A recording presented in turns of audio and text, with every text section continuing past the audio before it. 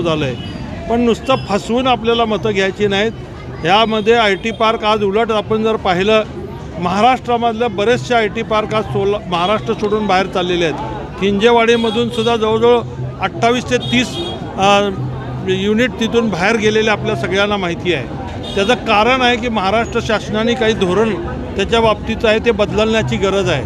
कारण फॉरेन कंपनीमध्ये जे त्यांना हे मिळणार आहे, त्याचे बेनिफिट्स मिळणार आहेत, ह्या कंपन्या मोठमोठ्या येत असताना त्यांना ते बेनिफिट कमी होत चाललं आहे आणि म्हणून महाराष्ट्रामध्ये कुठली IT नवीन येत नाही.